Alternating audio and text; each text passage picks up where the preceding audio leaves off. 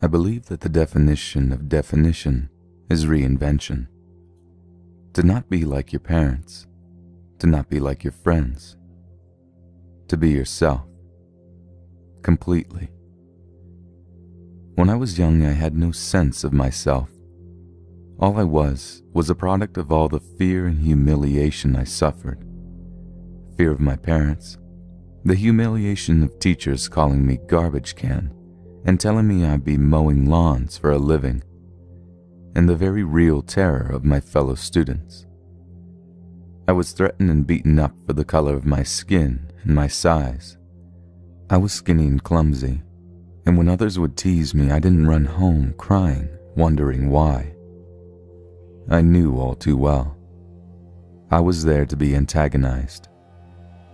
In sports, I was laughed at, a spaz. I was pretty good at boxing, but only because the rage that filled my every waking moment made me wild and unpredictable. I fought with some strange fury. The other boys thought I was crazy. I hated myself all the time. As stupid as it seems now, I wanted to talk like them, dress like them, carry myself with the ease of knowing that I wasn't going to get pounded in the hallway between classes. Years passed, and I learned to keep it all inside. I only talked to a few boys in my grade, other losers. Some of them are to this day the greatest people I have ever known. Hang out with a guy who has had his head flushed down a toilet a few times. Treat him with respect, and you'll find a faithful friend forever. But even with friends, school sucked. Teachers gave me a hard time. I didn't think much of them either. Then came Mr. Pepperman, my advisor. He was a powerfully built Vietnam veteran, and he was scary. No one ever talked out of turn in his class. Once one kid did, and Mr. P lifted him off the ground and pinned him to the blackboard. Mr. P could see that I was in bad shape, and one Friday in October he asked me if I have ever worked out with weights. I told him no. He told me that I was going to take some of the money that I had saved and buy a 100-pound set of weights at Sears. As I left his office, I started to think of things I would say to him on Monday when he asked about the weights that I was not going to buy. Still, it made me feel special. My father never really got that close to caring. On Saturday I bought the weights, but I couldn't even drag them to my mom's car. An attendant laughed at me as he pushed them on a dolly. Monday came and I was called into Mr. P's office after school. He said that he was going to show me how to work out. He was going to put me on a program and start hitting me in the solar plexus in the hallway when I wasn't looking. When I could take the punch, we would know that we were getting somewhere. At no time was I to look at myself in the mirror or tell anyone at school what I was doing. In the gym, he showed me 10 basic exercises. I paid more attention than I ever did in any of my classes. I didn't want to blow it. I went home that night and started right in. Weeks passed, and every once in a while Mr. P would give me a shot and drop me in the hallway, sending my books flying. The other students didn't know what to think. More weeks passed and I was steadily adding new weights to the bar. I could sense the power in my body growing. I could feel it. Right before Christmas break, I was walking to class, and from out of nowhere, Mr. Pepperman appeared and gave me a shot in the chest. I laughed and kept going. He said I could look at myself now. I got home and ran to the bathroom and pulled off my shirt. I saw a body, not just the shell that housed my stomach and my heart. My biceps bulged, my chest had definition. I felt strong. It was the first time I can remember having a sense of myself. I had done something and no one could ever take it away. You couldn't say shit to me. It took me years to fully appreciate the value of the lessons I've learned from the iron. I used to think that it was my adversary, that I was trying to lift that which does not want to be lifted. I was wrong. When the iron doesn't want to come off the mat, it's the kindest thing it can do for you. If it flew up and went through the ceiling, it wouldn't teach you anything. That's the way the iron talks to you.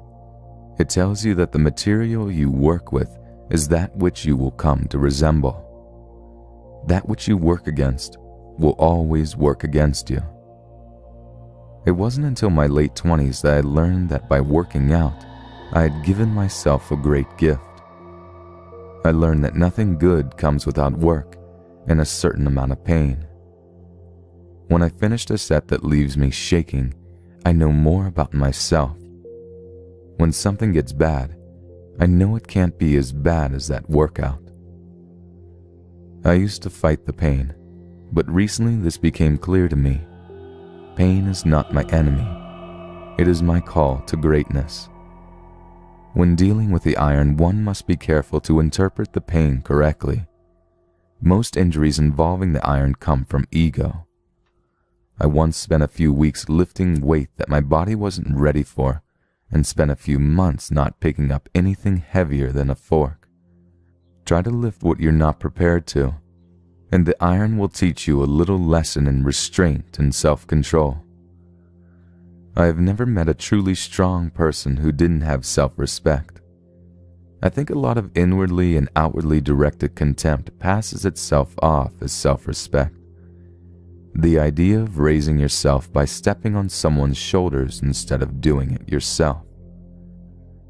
When I see guys working out for cosmetic reasons, I see vanity exposing them in the worst way, as cartoon characters, billboards for imbalance and insecurity. Strength reveals itself through character. It is the difference between bouncers who get off strong-arming people and Mr. Peppermint. Muscle mass does not always equal strength. Strength is kindness and sensitivity. Strength is understanding that your power is both physical and emotional, that it comes from the body and the mind and the heart. Yukio Mishima said that he could not entertain the idea of romance if he was not strong. Romance is such a strong and overwhelming passion. A weakened body cannot sustain it for long. I have some of my most romantic thoughts when I am with the iron. Once I was in love with a woman. I thought about her the most when the pain from a workout was racing through my body. Everything in me wanted her. So much so that the sex was only a fraction of my total desire. It was the single most intense love I have ever felt. But she lived far away, and I didn't see her very often. Working out was a healthy way of dealing with that loneliness. To this day, when I work out, I usually listen to ballads. I prefer to work out alone. It enables me to concentrate on the lessons that the iron has for me. Learning about what you're made of is always time well spent, and I have found no better teacher. The iron had taught me how to live. Life is capable of driving you out of your mind. The way it all comes down these days, it's some kind of miracle if you're not insane. People have become separated from their bodies. They are no longer whole. I see them move from their offices to their cars and onto their suburban homes. They stress out constantly, they lose sleep, they eat badly, and they behave badly. Their egos run wild. They become motivated by that which will eventually give them a massive stroke. They need the iron mind. Through the years, I have combined meditation, action, and the iron into a single strength. I believe that when the body is strong, the mind thinks strong thoughts. Time spent away from the iron makes my mind degenerate. I wallow in a thick depression. My body shuts down my mind. The iron is the best antidepressant I have ever found. There is no better way to fight weakness than with strength. Once the mind and body have been awakened to their true potential, it is impossible to turn back. The iron never lies to you. You can walk outside and listen to all kinds of talk, get told that you're a god or a total bastard. The iron will always kick you the real deal. The iron is the greatest reference point, the all-knowing perspective giver, always there like a beacon in the pitch black. I have found the iron to be my greatest friend. It never freaks out on me, never runs. Friends may come and go, but 200 pounds is always 200 pounds.